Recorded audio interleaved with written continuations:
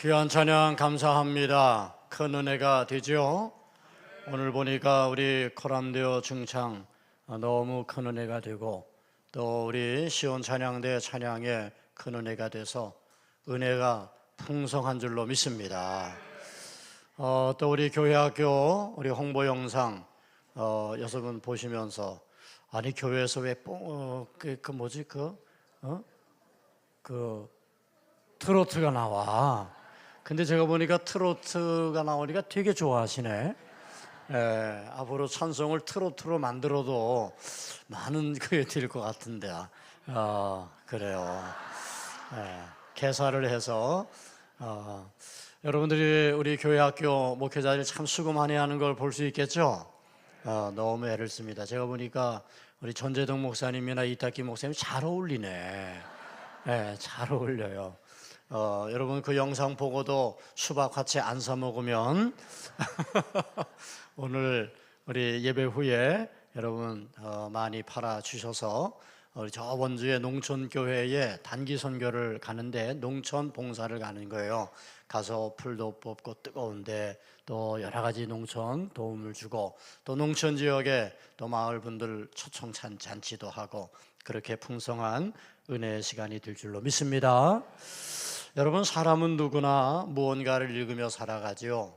아침에 일어나면 제일 먼저 핸드폰을 들어요.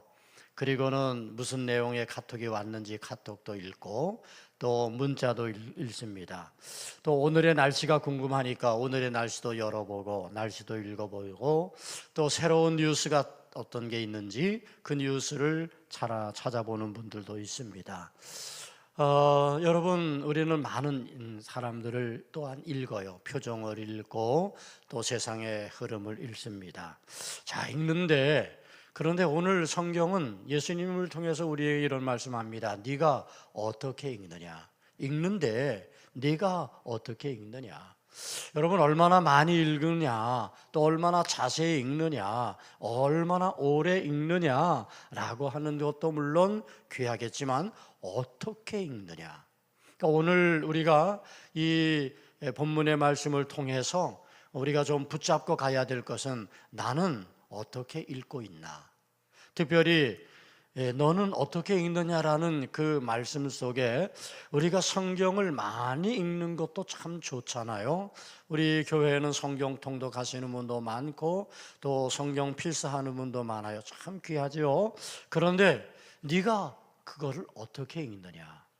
이것은 이런 이야기입니다. 우리가 성경을 읽지만 우리는 성경을 읽는 것으로 끝나면 안 되고 성경이 나를 읽도록 해야 된다는 거예요. 네가 어떻게 읽느냐는 것은 그런 의미예요.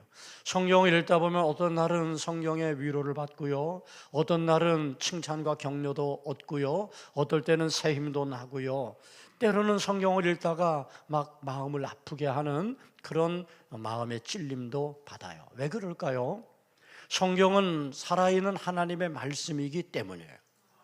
성경의 글자는 죽은 글자가 아닙니다. 살아계신 하나님의 말씀이고, 우리는 그 말씀에서 하나님의 음성을 듣는 거죠. 우리가 성경을 펼쳤다고 생각하지만, 우리가 성경을 읽는다고 생각하지만 더 깊이 들어가 보면 성경이 우리를 읽고 있는 거예요. 하나님의 말씀이 나를 읽고 있는 거야. 그러니까 우리는 하나님의 말씀이 나를 읽게 해야 돼.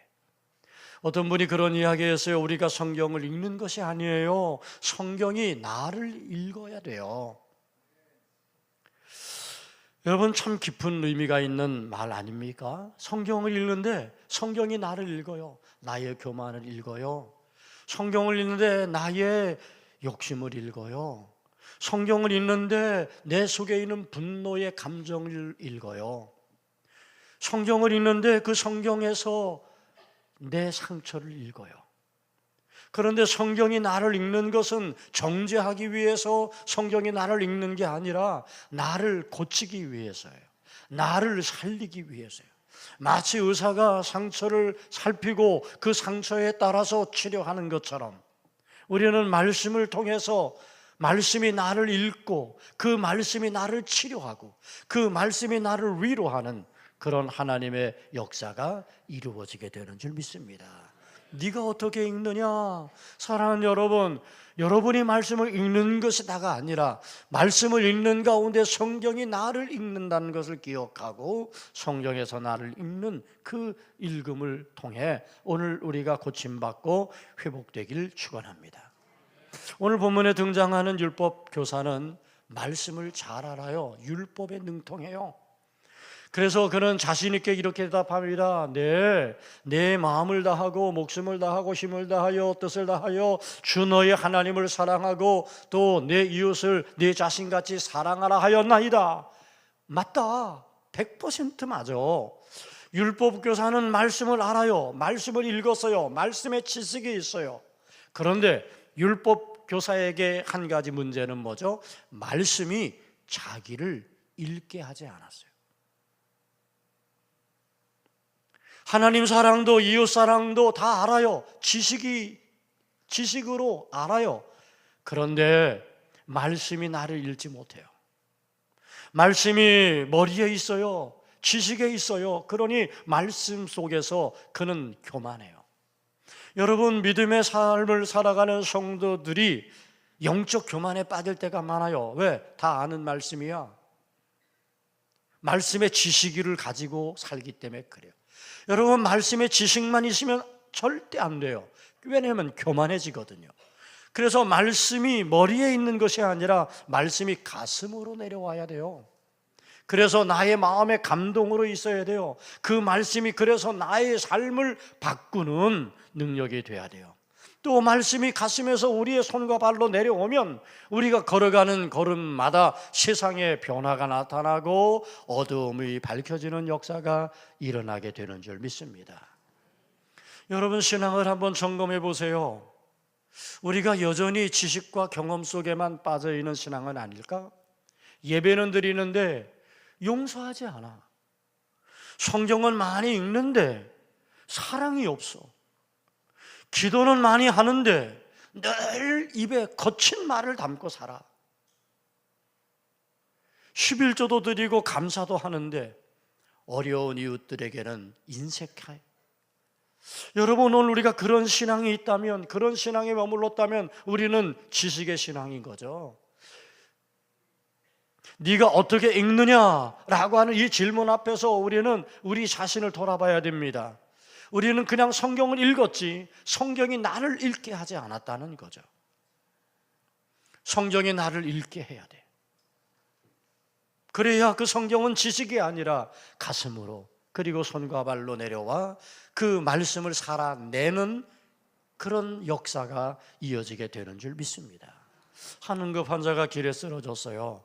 사람들이 막 웅성웅성거리고 다가왔어요. 그런데 사람들을 보니까 모두 핸드폰을 켜요.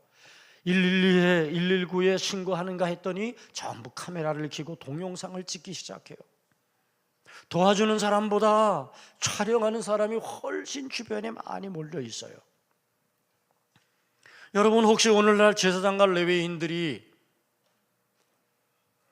한 응급 환자가 길에 쓰러졌을 때 보여주는 모습이 아닐까요? 안타깝게도 우리는 사랑을 기록하는 시대를 살고 있어요. 그저 동영상을 찍고 바라보고 그리고 그것을 이야기하는 것에 불과해. 제사장과 레위인의 모습이 오늘 어쩌면 우리들의 모습이 아닐까요? 성경의 지식은 가지고 있는데 성경을 살아내지 못하고 있는 거지. 오늘 교회와 우리 성도들이 다시 회복해야 될 것은 성경을 많이 아는 지식이 아니라 성경을 살아내는 삶을 회복해야 될 줄 믿습니다. 여러분, 성경 많이 읽으세요. 그러나 성경을 읽는 것으로 끝내지 말고 성경이 나를 읽도록, 그래서 나를 읽으시는 하나님을 말씀을 통해 만나시길 바랍니다. 이제 예수님은 오늘 우리가 너무나 잘 아는 말씀이잖아요. 한 사람을 등장시키죠. 사마리아 사람입니다. 참 놀라운 선택을 하신 것 같아요. 왜냐하면 유대인들에게 있어서 사마리아인들은 사람 취급도 못 받는 사람이에요. 개만도 못해. 그래서 같이 상종을 안 해. 같이 길도 안 걸어. 그 사람들이 걷는 길을 따로 내가지고 따로 다니게. 그만큼 사마리아인들은 천대받았어요. 그런데 가장 미움받고 천대받던 이 사마리아 사람을 등장시킨 예수님은 가장 아름다운 믿음의 사람으로 세워내요. 오늘 본문의 말씀을 읽어보면 사마리아인들인 이 사람이 특별히 말을 하지 않아요. 강도 만난 사람 앞에 와서 왜 그렇게 됐냐고, 이유가 뭐냐고 묻지 않아요. 그저 강도 만난 그 죽어가는 사람 보고 그 사람을 불쌍히 여겼어요. 그리고 그에게 다가왔어요. 그리고 그의 상처를 기름과 포도주로 닦아주고 싸매어 줬어요. 자기의 나귀에 이 사람을 태우고 주막으로 데려갔어요. 돌보아 주고, 그리고 그 모든 비용을 자기가 다 지불했어요. 여러분, 우리가 기억해야 됩니다. 하나님은 우리가 가진 지식을 기억하는 게 아니라 우리가 걸어가는 발걸음을 기억하신다는 거예요. 예수님은 지금 이 사마리아인의 발걸음을 이야기하고 있는 거죠. 이 사마리아인의 발걸음을 기억하셨어요. 그의 발걸음에는 성경의 지식이 아니에요. 그의 발걸음에는 사랑의 행위가 담겨 있었던 거죠. 오늘 겨우철 지하철에 한 노인이 넘어졌습니다. 수많은 사람들이 지나갔어요.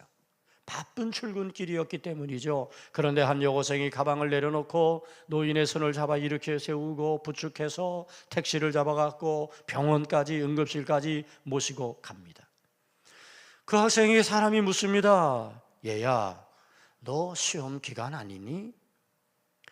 그때 학생이 이런 대답을 했다고 해요. 시험은 다시 준비하여 볼 수 있지만 지금 저 할아버지는 저의 도움을 필요로 하고 계셨잖아요. 여러분, 사마리아인의 얘기 속에서 우리는 사랑을 발견해요. 이 사마리아인이 행하는 그 행위, 그게 사랑이죠. 여러분, 사랑은 시간이 남을 때 하는 거 아니죠. 사랑은 시간을 내는 것입니다. 우리는 흔히 돈이 내가 많이 있으면 돕겠다고 말하고, 내가 시간이 생기면 봉사하겠다고 말하고, 내가 좀 여유가 있으면 그러면 섬기겠다고 말합니다. 사마리아인은 지금 여행 중이에요. 여유가 있어서 온 게 아니에요. 바빴습니다. 그러나 그는 지나치지 않았어요. 멈춰 섰습니다. 제사장도 레위인도 모두 같은 길을 걸어갔어요. 그런데 제사장은, 그리고 레위인은 피하여 지나갔다고 성경은 기록하고 있어요. 그러나 사마리아인은 그 사람을 보고 다가갔다고, 그리고 멈추었어요. 여러분, 사랑은 멈추는 거예요. 내 일을 잠시 멈추는 거예요. 그를 위해 내 계획을 잠시 내려놓는 거예요. 한 사람의 아픔 앞에 멈추는 것, 그게 바로 사랑이에요. 그러니까 사랑은 얼마나 빨리, 이게 아니에요. 사랑은 멈추는 것, 다가가는 거예요. 여러분, 우리 사회가 지금 빠르게 진행되고 있습니다. 많은 사람들은 스쳐 지나갑니다. 그런데 오늘 예수님은 이 사마리아인의 이야기 속에서 멈추라고 말합니다. 바라보고 멈추라고. 사랑하는 성도 여러분, 사랑은 시간이 있어서 하는 게 아니라는 것, 사랑하기 때문에 시간을 만들고 내가 멈춰 서는 것이라는 사실. 한 초등학교 선생님이 있었습니다. 점심시간마다 혼자 밥 먹는 아이를 발견했어요. 언제나 그 아이는 혼자고 주변에 친구들이 없어요. 그리고 다른 아이들은 이 아이와 함께 하지 않아요. 어느 날 선생님은 점심시간에 혼자 먹고 있는 아이 옆에서 밥을 먹었습니다. 옆에 앉아서 그 다음 날도 또 먹었습니다. 아무 말도 하지 않았어요. 다른 친구들에게 너 옆에 가서 좀 먹어줘 라고 하지도 않았어요. 그냥 선생님은 이 혼자 먹고 있는 아이의 옆에서 같이 자기가 준비한 점심을 먹었어요. 이렇게 하루 이틀 지나고 며칠이 지나갔습니다. 그런데 웬일인가요? 아이들이 하나둘씩 이 옆에 와서 앉기 시작했어요. 하나님 선생님은 거창한 말을 하지 않았고 또 다 이르는 말도 하지 않았어요. 그죠? 혼자 앉아서 밥 먹는 아이 옆에 앉아서 같이 밥을 먹었을 뿐인 거죠. 사랑하는 성도 여러분, 하나님은 우리가 얼마나 많은 성경의 지식을 가지고 있는가를 보는 게 아닙니다. 하나님은 지금 우리가 어디를 향해 발걸음을 내딛고 있는가 하는 것을 보시는 거죠. 저는 여러분의 발걸음이 하나님 보시기에 멋진 발걸음이 되어지기를 축복합니다. 오늘 여기 등장하는 율법학자는 자기를 옳게 배우려고 예수님에게 말하죠. 예수님, 내 이웃이 누구예요? 그때 예수님은 강도 만난 자의 이 이야기를 해줍니다. 제사장도 또 율법학자도 지나가고, 그리고 사마리아인이 그를 도와줬다.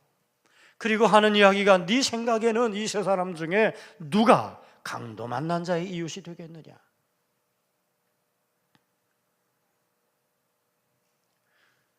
누가 우리의 이웃입니까? 라고 묻는 이 질문 앞에 예수님은 누가 너의 이웃이야? 라고 대답한 것이 아니라, 너는 누가 강도 만난 사람의 이웃이 되었다고 생각하니? 물은 거죠. 방향입니다. 우리 신앙생활의 방향이 중요해요. 우리는 자꾸 나를 사랑해 줄 사람을 향해요. 나를 위로해 줄 사람을 찾아요. 나를 동의해 줄 사람을 찾아요. 도와줄 사람을 찾아요. 그런데 성경은 오늘 우리의 믿음의 삶이 누구를 도와줄 것인가, 내가 사랑할 사람을 향하라고는 거죠. 위로할 사람을 향하라는 거죠. 그리고 먼저 그 사람을 향하여 손을 내미는 삶이 되라고 말하고 있는 거죠. 우리는 이 비유의 이야기를 들으면 교훈적인 얘기로 생각해요. 사마리아인처럼 살아야 된다. 물론 교훈이 담겨 있습니다. 그런데 우리는 사마리아인처럼 살지 못하니 이 말씀을 들을 때마다 마음이 무거워요. 그러나 사랑하는 여러분, 이 말씀은 그저 우리가 사마리아인처럼 살라는 이야기가 아니에요. 우리에게 이미 사마리아인의 은혜가 있다라는 사실을 이야기해 주고 있는 거예요. 여러분, 이 말씀을 다시 복음적으로 우리가 잘 해석해 보면 예수님이 우리의 사마리아인이 되어 주셨어요. 우리는 이 비유를 읽으면서 나는 제사장일까? 레위인일까? 사마리아인일까? 제사장이 아니면 다행이고 사마리아인이면 좋겠는데 생각합니다. 그런데 조금 더 깊이 생각하면요, 여러분은 제사장도 아니고 레위인도 아니고 사마리아인도 아니에요. 여러분은 누구일까요? 강도 만난 사람이야. 여러분은 다 강도 만난 사람이에요. 그런데 지나쳤어요. 제사장도 지나치고 레위인도 지나치고. 그런데 사마리아인은 지나치지 않았어요.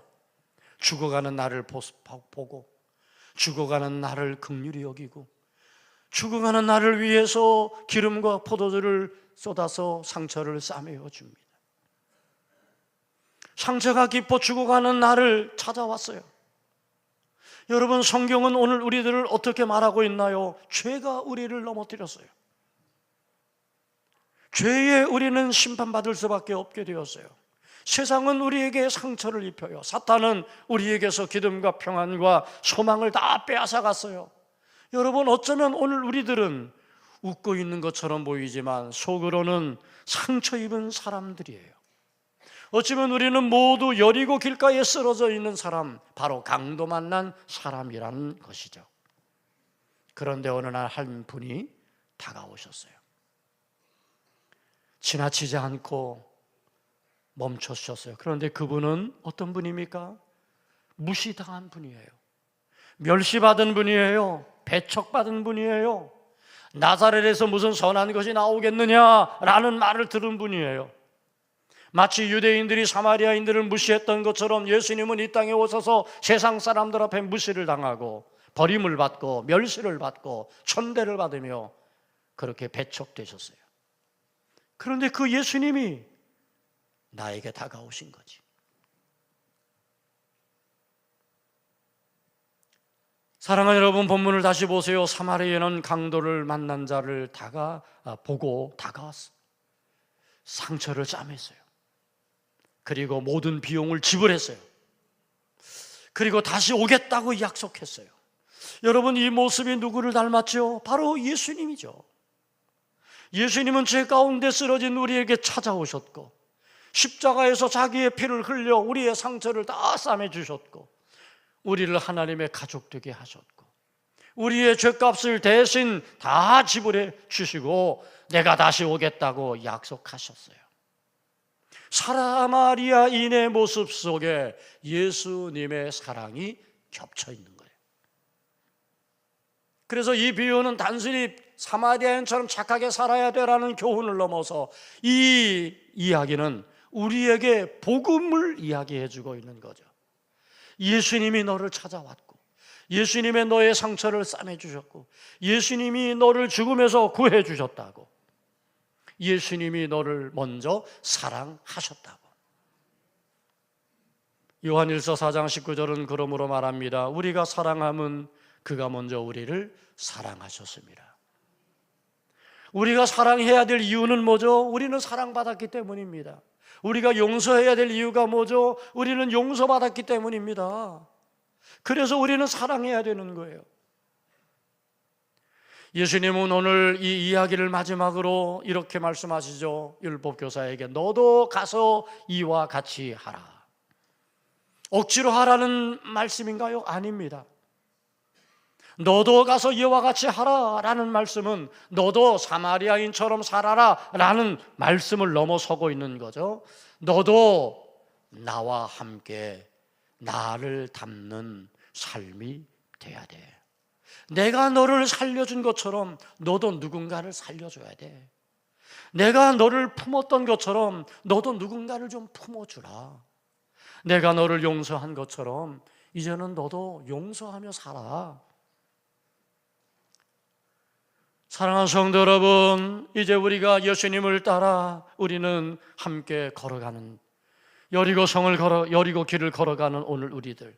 그런데 여러분, 여리고 길을 걸어가는 거기에 누군가 신음하고 있어요. 누군가 아파하고 있어요. 누군가 도움이 필요해요. 그러면 우리는 피하여 지나치는 제사장이나 레위인이 되지 말아야 되죠.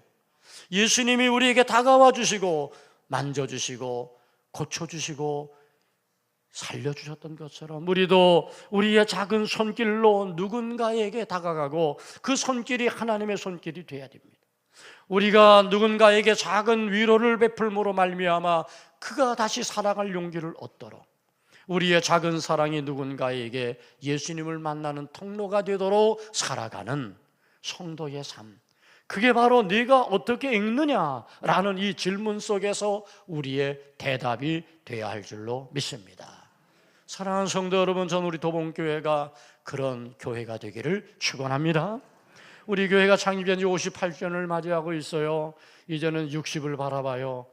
이제는 노년으로 가고 있어요. 그러나 아직도 60은 청춘이에요.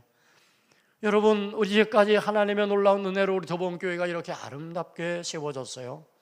여러분, 이 아름다운 교회가 앞으로 58년을 이어가면서도 계속해서 더 아름다운 하나님의 교회로 든든하게 서서 우리의 다음 세대, 그 다음 세대, 다음 세대를 이어가면서 하나님의 은혜의 아름다운 역사를 만들어가는 우리 도봉교회가 되어지기를 축복합니다. 우리 도봉교회 여러분, 창립기념주일을 맞이하면서 우리가 계속 전통적으로 하는 게 장기를 우리가 다시 회복하는, 그래서 보지 못하는 사람에게 볼 수 있도록 그렇게 우리가 장기 이식을 할 수 있게 해주는 비용을 지원해요. 또 사랑의 라면 나눔을 했어요. 과거에 어떨 때는 이불도 나누고 쌀도 나누고, 근데 보니까 라면들을 좋아하시네. 오래 보관도 되고, 사랑의 라면 나눔을 그렇게 우리가 풍성하게 하고 있어요. 작년에도 한 400~500박스 그렇게 준비가 되어서 했는데, 여러분, 우리가 이것을 전통적으로 계속 이어가는 것, 이것은 바로 오늘 우리가 너도 가서 이와 같이 하라는 주님의 말씀을 따라 우리가 받은 사랑을 다시 사회로 흘려보내는 거예요. 내가 선한 사마리아인 되는 것 이전에 우리는 선한 사마리아인의 예수님의 은혜를 받은 자로서 이제 우리는 제자의 길을 걸어가는 교회로 또 우리 성도로서의 삶을 살아가는 거죠.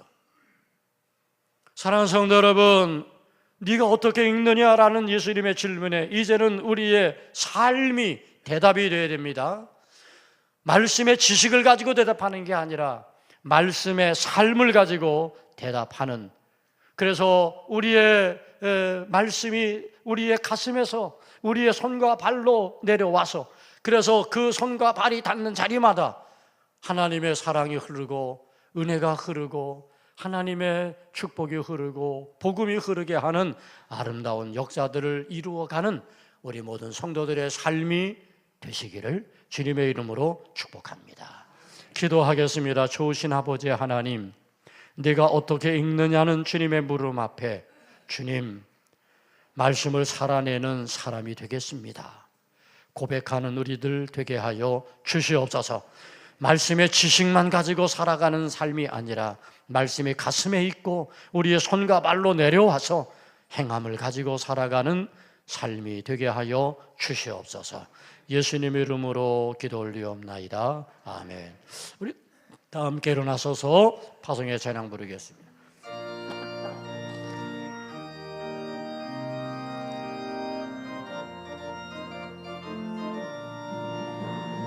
주님 약속하신 말씀 위에서 영원토록 주를 찬송하리라. 소리 높여 주께 영광 돌리며 약속 믿고 굳게 서리라. 굳게 서리, 영원하신 말씀 위에 굳게 서리.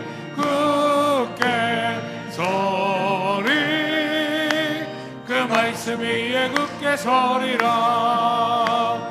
주님 약속하신 말씀 위에서 영원하신 주의 사랑이 믿고 성령으로 힘써 싸워 이기며 약속 믿고 굳게 서리라. 굳게 서리, 영원하신 말씀 위에 굳게 서리. 굳게 서리, 그 말씀 위에 굳게 서리라. 우리 함께 비전 선언하겠습니다. 우리는 세계를 가슴에 품고 땅끝까지 선교한다. 우리는 그리스도의 심장으로 한 사람까지 전도한다. 우리는 절망하는 이들에게 위로와 소망을 준다. 우리는 믿음의 가정이 되어 복된 가문을 이룬다. 우리는 하나님의 복을 넘치게 받아 그 복을 누리고 나눈다. 아멘. 아픈 위에 손을 얹고 기도합니다. 좋으신 아버지 하나님, 우리가 하나님의 말씀을 잘 읽기 원합니다. 우리가 말씀을 읽는 것 넘어서서 말씀이 나를 읽게 하여 주시고 말씀으로 우리의 분노와 감정과 또 우리의 정욕과 교만이 치유되게 하여 주시옵소서. 네가 어떻게 읽느냐라고 물으시는 주님의 질문 앞에 우리가 삶으로 응답할 수 있게 인도하여 주옵소서. 약한 자 병자 손을 얹어 기도합니다. 능력의 하나님, 치료의 하나님 만져주시옵소서. 치료하여 주시옵소서. 깨끗게 하여 주시옵소서. 악한 병만 물러가게 하옵소서. 모든 묶임 풀어 주시옵소서. 암의 근원을 깨끗게 하시고 뼈가 튼튼해지며 피가 깨끗해지고 기와 혈액순환이 원활해지게 하여 주시옵소서. 뇌파가 정상화되게 하여 주시고 마음의 우울증을 치료하여 주시옵소서. 영혼이 잘된 같이 범사가 잘되고 강건한 하나님의 은혜 허락하여 주시옵소서.